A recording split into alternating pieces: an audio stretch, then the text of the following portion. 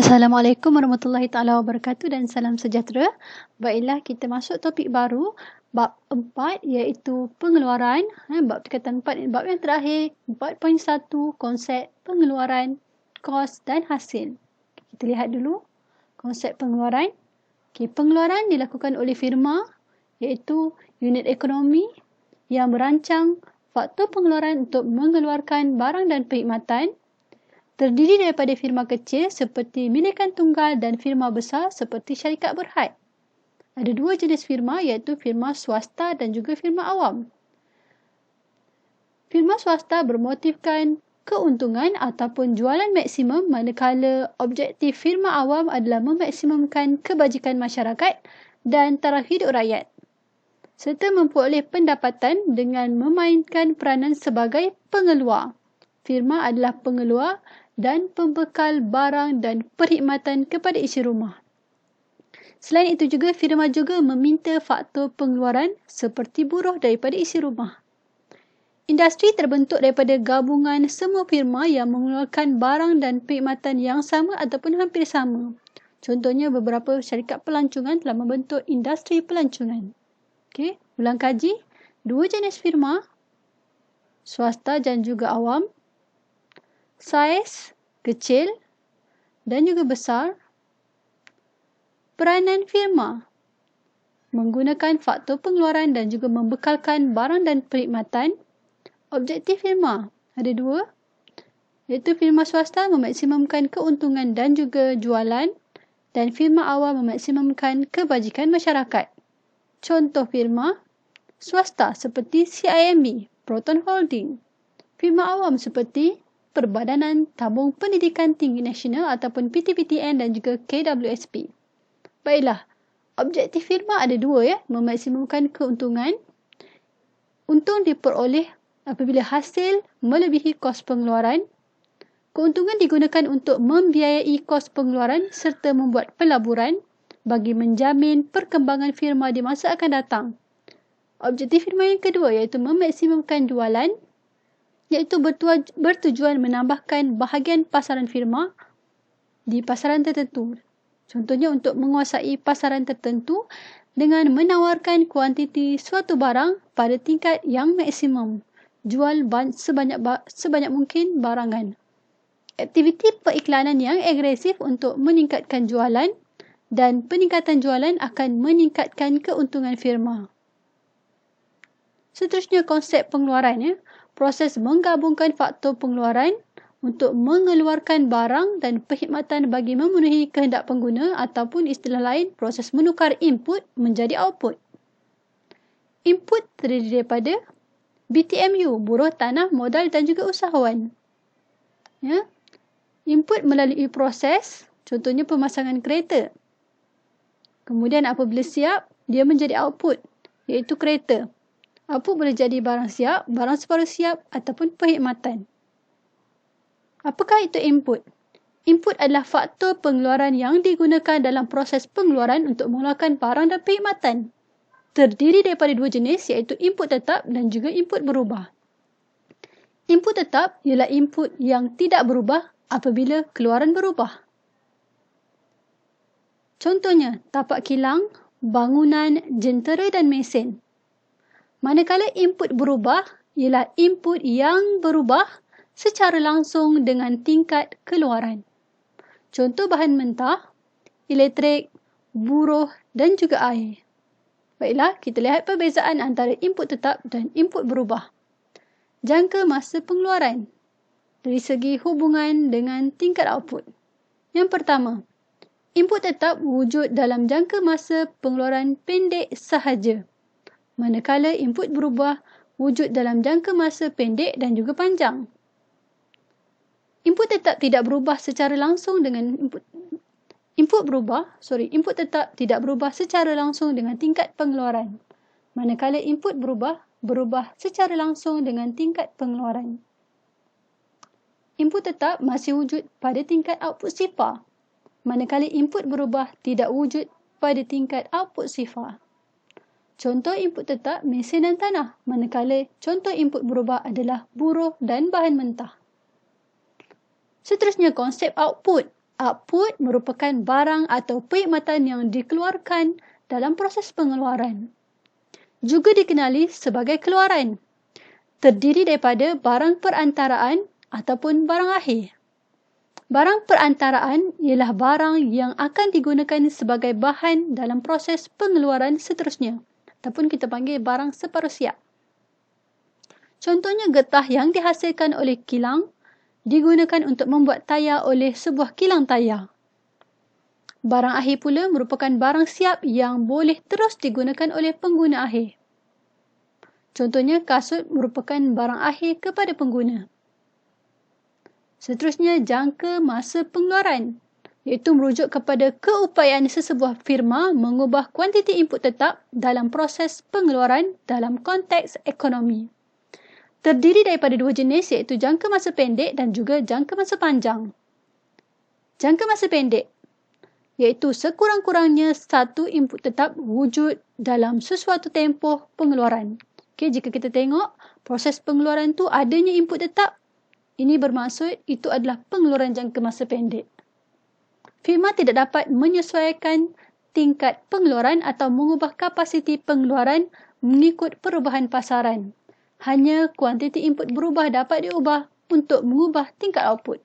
Contohnya bilangan buruh boleh ditambah untuk meningkatkan output. Manakala jangka masa panjang, semua input yang digunakan adalah input berubah. Maksudnya, dalam jangka masa panjang, input tetap boleh berubah menjadi input berubah disebabkan tempoh masa yang panjang. Firma dapat mengubah tingkat pengeluaran dengan mengubah semua input yang digunakan. Contohnya dalam jangka masa panjang boleh tambahkan tanah, boleh tambahkan kilang dan juga saiz loji. Produktiviti dapat ditingkatkan dengan menambah modal, meningkatkan skala pengeluaran dan tingkat teknologi. Baiklah, ulang kaji jangka masa pengeluaran ada dua, jangka masa pendek, iaitu terdapat input tetap dan juga input berubah. Okay, input tetap tidak berubah, manakala input berubah apabila pengeluaran ditambah. Manakala jangka masa panjang hanya terdapat input berubah sahaja.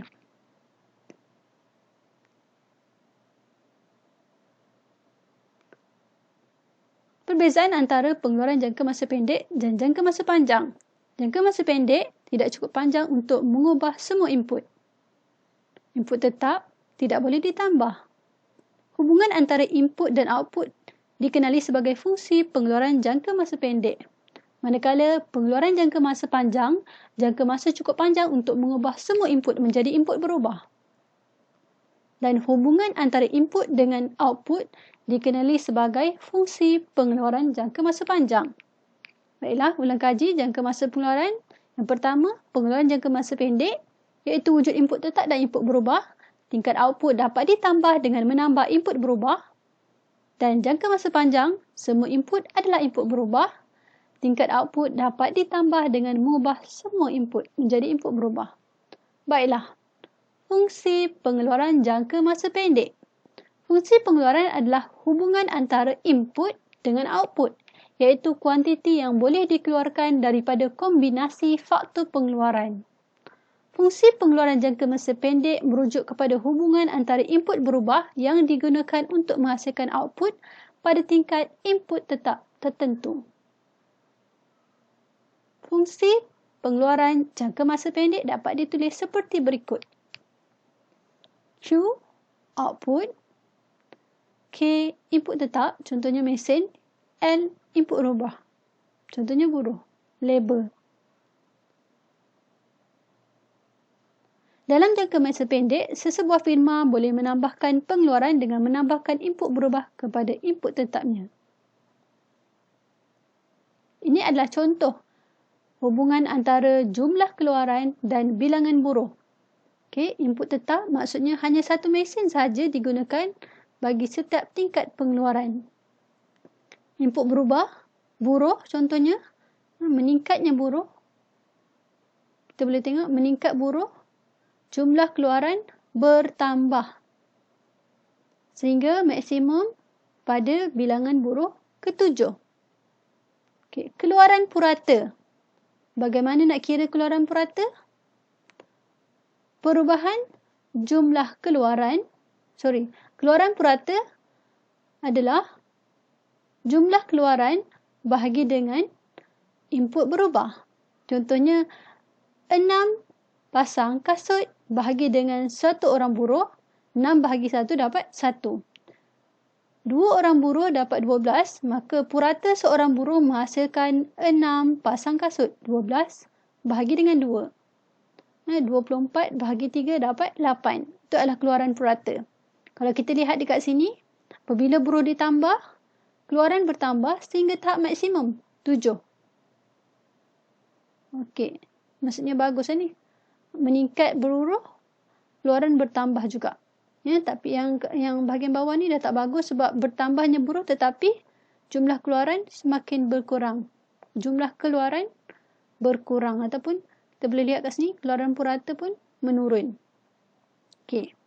Keluaran marginal, perubahan jumlah keluaran bahagi dengan perubahan input berubah. Contohnya, daripada kosong jadi 1, maksudnya perubahan jumlah keluaran 6, daripada kosong jadi 6, 6 tolak dengan kosong bahagi dengan 1 tolak dengan kosong. Maksudnya 6 bahagi dengan 1 dapat 6. Perubahan jumlah keluaran bahagi dengan perubahan input berubah akan dapat keluaran marginal. Okey, kita lihat satu persatu. Jumlah keluaran merujuk kepada jumlah output yang dapat dihasilkan menggunakan input yang dimiliki oleh firma. Okey, formula dia jumlah keluaran ataupun total product sama dengan keluaran purata iaitu average product darab dengan input berubah ataupun label. Okey. Berdasarkan jadual tadi, apabila tiada buruh, maka keluaran adalah kosong. Apabila buruh ditambah, maka jumlah keluaran juga bertambah. Apabila buruh ditambah kepada 7 orang, jumlah keluaran mencapai maksimum iaitu 48 pasang dan pertambahan buruh yang selanjutnya iaitu daripada 7 jadi 8 menampakkan bahawa jumlah keluaran berkurang kepada 42 pasang. Keluaran purata merujuk kepada jumlah kuantiti keluaran yang dapat dikeluarkan oleh seunit input berubah. Maksudnya, seorang pekerja berapa pasang kasut. Keluaran purata sama dengan jumlah keluaran. Jumlah keluaran ataupun total produk bahagi dengan input berubah. Okey, berdasarkan jadual tadi, apabila buruh ditambah, keluaran purata juga bertambah. Apabila buruh ditambah kepada 5 orang, keluaran mencapai maksimum iaitu 9 pasang. Pertambahan buruh yang selanjutnya menyebabkan keluaran purata menurun. Keluaran purata akan bernilai positif selagi mana jumlah keluaran adalah positif. Manakala keluaran marginal merujuk kepada perubahan dalam jumlah keluaran akibat daripada perubahan dalam penggunaan satu unit input berubah. Formula keluaran marginal adalah perubahan dalam jumlah keluaran, perubahan total produk bahagi dengan perubahan dalam input berubah. Apabila buruh ditambah kepada 3 orang, keluaran marginal mencapai nilai maksimum dan keluaran marginal menjadi sifar bagi penggunaan buruh ke-7. Baiklah, seterusnya, kos pengeluaran.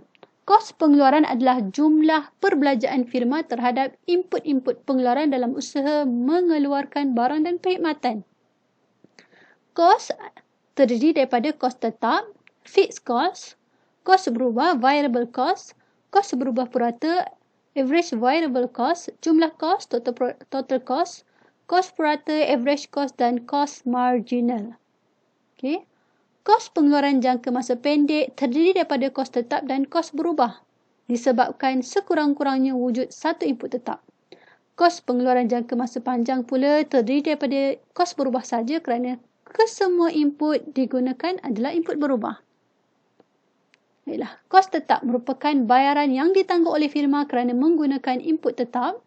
Kos tetap dan jumlah kos wujud walaupun tidak mengeluarkan output. Kos tetap ditanggung walaupun kita tidak membuat pengeluaran. Hanya wujud dalam jangka masa pendek, contohnya kos mesin, modal kilang, faedah atas pinjaman. Rumus kos tetap iaitu harga input tetap darab kuantiti input tetap. Kos berubah iaitu bayaran yang terpaksa ditanggung oleh firma untuk menggunakan input-input berubah mengikut tingkat pengeluaran. dan berhubungan dengan input berubah, kos berubah tidak wujud jika output adalah sifar. Maksudnya kita tak perlu beri bahan mentah contohnya sekiranya kita tak ada buat pengeluaran. Contohnya adalah kos bahan mentah dan upah buruh. Rumus kos berubah, harga input berubah darab dengan kuantiti input berubah. Kos berubah purata pula merujuk kepada kos berubah untuk seunit output yang diperoleh dengan membahagikan dengan jumlah kos berubah dengan jumlah output. Menurun pada mula dan meningkat kemudian dengan menurun pada permulaan dan meningkat dengan pertambahan jumlah output. Berlaku disebabkan hukum pulangan berkurangan iaitu pertambahan jumlah output semakin berkurang apabila semakin banyak input berubah digunakan. Rumus kos berubah purata adalah kos berubah bahagi dengan jumlah keluaran. Jumlah kos pula merupakan jumlah semua kos yang terlibat, iaitu kos tetap dan kos berubah. Hubungan antara jumlah kos dengan tingkat output adalah positif. Jika output adalah sifar, jumlah kos adalah sama dengan kos tetap. Perubahan dalam jumlah kos adalah sejajar dengan perubahan dalam jumlah kos berubah. Jumlah kos. Total kos sama dengan jumlah kos tetap, fixed cost, plus ataupun tambah dengan kos berubah, total variable cost. Kos purata. Nilai kos seunit keluaran yang diperoleh dengan membahagikan jumlah kos dengan jumlah output. Pada peringkat permulaan, kos purata semakin menurun dan meningkat semula apabila telah mencapai nilai maksimum. Bagaimana mengira jumlah kos? Jumlah kos bahagi dengan jumlah keluaran. Okey, kita akan dapat kos purata. Average kos kat sini sepatutnya. Seterusnya, kos marginal ataupun marginal cost merupakan perubahan dalam jumlah kos akibat daripada perubahan dalam satu unit keluaran. Rumus kos marginal adalah perubahan dalam jumlah kos bahagi dengan perubahan dalam jumlah output. Perubahan dalam jumlah kos adalah bersamaan dengan perubahan dalam jumlah kos berubah dalam jangka masa pendek. Okay. Rumus juga boleh ditulis seperti perubahan dalam jumlah kos berubah bahagi dengan perubahan jumlah output akan dapat kos marginal. Kos marginal akan menurun pada permulaan, kemudian mencapai nilai minimum dan akhirnya meningkat semula. Baiklah, perbezaan antara kos tetap dan kos berubah dari segi konsep. Okay. Kos tetap adalah bayaran ke atas input tetap, manakala kos berubah bayaran ke atas input berubah. Kos tetap wujud dalam jangka masa pendek sahaja, manakala kos berubah wujud dalam jangka masa pendek dan panjang. Kos tetap tidak berubah secara langsung dengan tingkat output, manakala kos berubah berubah secara langsung dengan tingkat output. Kos tetap wujud walaupun output sifar, manakala kos berubah tidak wujud apabila output sifar. Contohnya adalah sewa bangunan dan bayaran faedah. Kos berubah contohnya bayaran upah buruh dan bayaran bahan mentah. Seterusnya, kita lihat pula pengiraan kos pengeluaran. Okay. Yang pertama, jumlah kos. Formula dia adalah dengan menambahkan kos tetap dan kos berubah. 200 campur kosong akan dapat 200. 200 campur 20 akan dapat 220. Begitulah seterusnya.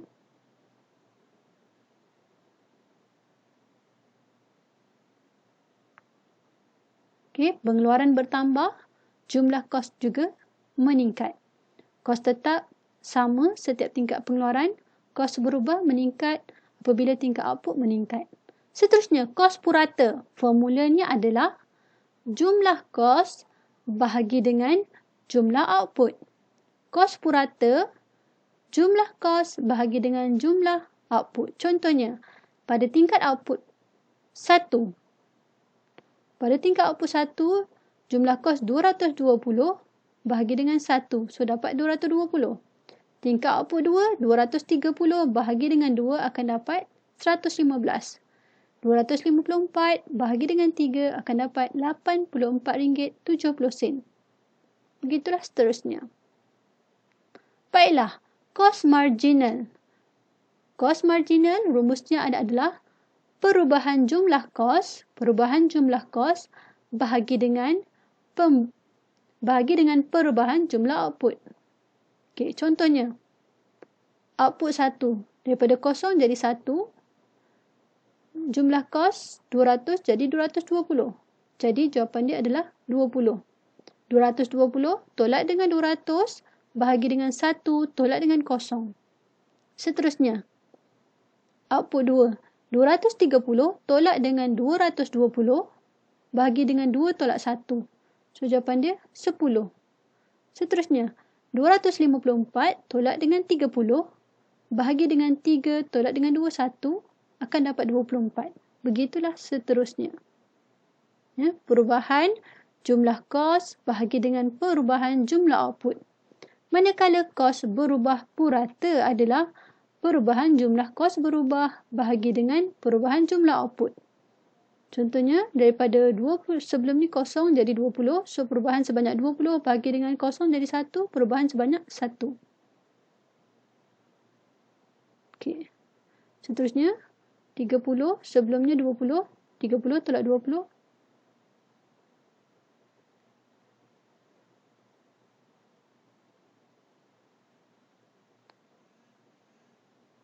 Seterusnya, pengiraan kos pengeluaran.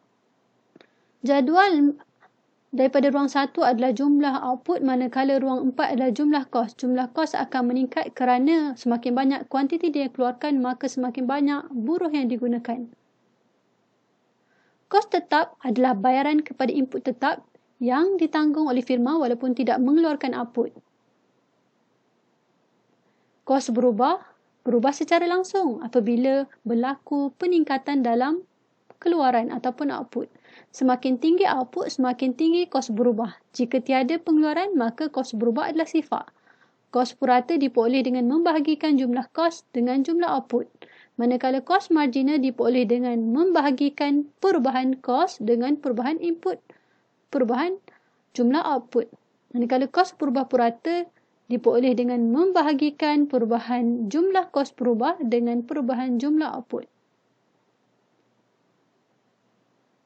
Okey, ini adalah formula kos tetap sama dengan jumlah kos tolak dengan kos berubah. Manakala kos berubah, kita kembalikan balik dia punya formula. Kita balikkan formula je, jumlah kos tolak dengan kos berubah.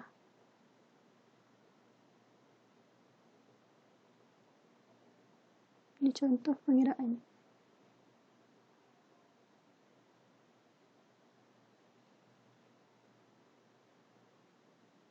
Okey, hubungan antara perubahan output dengan jumlah kos, kos purata, kos marginal dan kos berubah purata. Kos purata menurun, kemudian mencapai minimum dan meningkat. Kos marginal pula, kos semakin menurun, capai minimum dan kemudian meningkat. Kos berubah purata menurun, minimum dan kemudian meningkat. Okey, hubungan antara jumlah output dengan jumlah kos. Jumlah kos tetap adalah 200 pada output sifar. Kat sini. Jumlah kos meningkat daripada 220 kepada 560 apabila output meningkat daripada 1 kepada 8 unit. Jumlah kos dengan jumlah output adalah positif. Hubungan antara jumlah kos dengan jumlah output adalah positif. Oleh kerana kos tetap tidak berubah pada setiap tingkat output dalam jangka masa pendek, perubahan jumlah kos adalah sama dengan perubahan dalam kos berubah. Hubungan antara jumlah output dan kos purata. Apabila output meningkat daripada 1 unit kepada 6 unit, kos purata menurun daripada RM220 sehingga mencapai nilai minimumnya iaitu RM63.30 pada 6 unit output. Kos purata meningkat daripada RM64.60 kepada RM70 apabila output meningkat daripada 7 kepada 8 unit. Kesimpulannya, kos purata menurun pada peringkat permulaan, mencapai nilai minimum dan kemudiannya meningkat. Seterusnya, hubungan antara output dengan kos marginal. Apabila output meningkat daripada 1 kepada 2 unit, maka kos marginal menurun daripada RM20 sehingga capai nilai minimum iaitu RM10 dan kos marginal meningkat daripada RM24 kepada RM98 apabila output meningkat daripada 3 kepada 8 unit. Kesimpulannya, kos marginal menurun pada peringkat permulaan, mencapai minimum dan kemudiannya meningkat. Hubungan antara kos purata dengan kos marginal. Apabila jumlah output meningkat, kos purata dan kos marginal akan menurun sehingga mencapai nilai minimum masing-masing dan kemudiannya meningkat. Apabila kos purata menurun, kos marginal berada lebih rendah daripada kos purata, marginal cost lower than average cost pada setiap tingkat output. Apabila kos purata mencapai nilai minimum, kos purata akan menyamai kos marginal. Marginal cost sama dengan average cost iaitu antara output ke 6 unit dan 7 unit. Apabila kos purata meningkat, kos marginal berada lebih tinggi daripada kos purata pada setiap tingkat output. Hubungan antara output dengan kos berubah purata.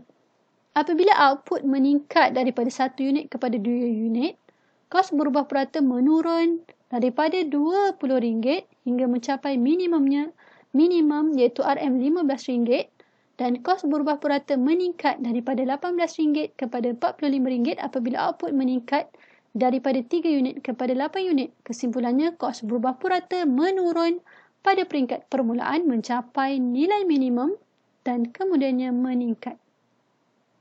Seterusnya konsep hasil dan untung. Hasil adalah jumlah yang akan diterima daripada penjualan keluaran firma. Jumlah hasil yang merupakan pendapatan firma diperoleh dengan cara jumlah hasil, total revenue sama dengan harga price darab dengan kuantiti Q. Contohnya, kedai kek keluarga dapat menjual 250 keping kek dalam masa seminggu dengan harga jualan RM5.50 sekeping. Maka jumlah hasil RM5.50 darab dengan 250 unit, so hasil adalah RM1,375. Untung merupakan ganjaran kepada usahawan atas usaha menyelaraskan faktor pengeluaran dan sanggup menanggung risiko pengeluaran. Untung adalah perbezaan antara hasil dengan kos. Untung adalah jumlah hasil tolak jumlah kos. Jumlah kos ada dua, iaitu kos implisit dan kos eksplisit. Kos implisit adalah kos yang sepatutnya dibayar ke atas penggunaan faktor pengeluaran tetapi tidak melibatkan pembayaran sebenar. Contohnya, kos bangunan milik sendiri, upah kepada pemilik dan juga faedah sumbangan modal sendiri. Kos faktor milik sendiri perlu diambil kira dalam untung ekonomi kerana kos lepas yang terlibat dalam penggunaannya. Manakala kos eksplisit adalah kos sebenar yang dibayar dengan nyata ke atas penggunaan input dalam proses pengeluaran. Contohnya, kita perlu bayar upah, buruh, bil elektrik dan sebagainya. Secara rumus, untung ekonomi dapat dihitung dengan cara hasil tolak dengan kos eksplisit plus kos implisit. Firma akan memperoleh untung jika hasil lebih besar daripada jumlah kos. Sebaliknya, firma akan mengalami kerugian sekira untung negatif. Perbezaan antara hasil dengan kos yang paling besar menunjukkan keuntungan. Contoh pengeraan hasil. Kilang Siva mengeluarkan 450 helai baju dan menjualkan dengan harga RM12 sehelai. Hitung hasil Kilang Siva. So, 12 darab 450 hasilnya 1,350. Untung pula. Okey, jumlah untung kilang kasut jasa. So, untung sama dengan hasil tolak kos. So, hasil tolak dengan semua kos akan dapat RM23,500. Ini adalah kos eksplisit yang sebenar yang dibayar. Okey, kita tengok pula untung ekonomi. Alex memulakan perniagaan dengan menggunakan wang simpanan RM80,000 di bank dengan kadar faedah 3% setahun. So, dia menggunakan kedai milik sendiri. Sebelum ni dia dapat sewa RM3,100 sebulan. Jadi, pengiraan perniagaan, kita tengok kat sini hasil dia. Okey, ini adalah kos eksplisit yang dia bayar. Yang pertama, hitung jumlah untung. Untung biasa. Yang kedua, untung ekonomi. So, untung biasa kita perlu tolak yang kos eksplisit lah. So, kalau untuk ekonomi kita kena ambil kira sewa yang sepatutnya didapat dan juga faedah yang patut diterima sekiranya dia simpan dekat bank. So, ini adalah untung. Tolak belanja tadi. Untuk ekonomi, eksplisit tolak dengan implisit. Jadi, kos 11,000 ada tambahan lagi. Tambahan lagi 10,600. Penggiraan kadar faedah. Okay, kadar faedah tadi 80,000 dah dengan 3%. So, kita bahagi dengan 12 bulan akan dapat 200. So, ini adalah yang sewa yang sepatutnya dia dah dapat tadi lah. Sewa dia punya kedai sendiri. So, sepatutnya kalau kita tengok dari sini, untung ekonomi adalah lebih kecil daripada untung penggiraan biasa lah. Sebab ni adalah campur eksplisit dan implisit. Okay, tahap pengeluaran yang cekap. Macam mana kita nak tengok tahap yang mana yang paling cekap? Iaitu hukum pulangan berkurangan. Iaitu dengan andaian sekurang-kurangnya satu input tetap. Input berubah adalah homogeni dan tingkat teknologi pengeluaran tidak berubah. Hukum pulangan berkurangan menyatakan apabila input berubah ditambahkan secara berterusan ke atas input tetap, maka kadar pertambahan jumlah keluaran akhirnya semakin berkurangan bagi setiap unit tambahan input berubah. Maksudnya tidak semestinya kita tambah-tambah buruh, output tu bertambah. So, contohnya dia dapat 3 tahap. Tahap pengeluaran, tahap pertama iaitu jumlah keluaran bertambah dengan kadar yang cepat. So, kat sini ada hukum pulangan marginal bertambah. Tahap kedua, tahap yang cekap. Tahap pengeluaran yang cekap adalah tahap kedua. Iaitu jumlah keluaran bertambah dengan kadar yang perlahan. Iaitu pulangan marginal semakin berkurang. Manakala tahap 3 adalah jumlah keluaran mengerosot. Iaitu pulangan marginal capai negatif. Okay, kita boleh lihat kat sini. Keluaran marginal tahap 1. Keluaran marginal ni semakin meningkat. Semakin meningkat keluaran marginal maksudnya dia di tahap 1. Meningkat. Bila dia tahap menurun, dah start menurun, maksudnya dia dah capai, kat sinilah hukum pulangan berkurang. Kita boleh lihat daripada 13 ni turun. Maksudnya bila menurunnya keluaran marginal, dah startlah tahap 2, hukum pulangan berkurangan. Di mana keluaran marginal semakin menurun sampai tahap kosong.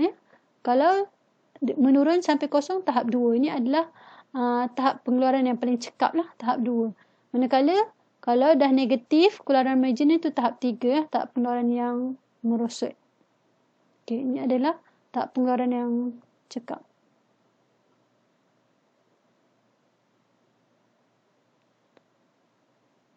Okay, tahap 1 tadi bermula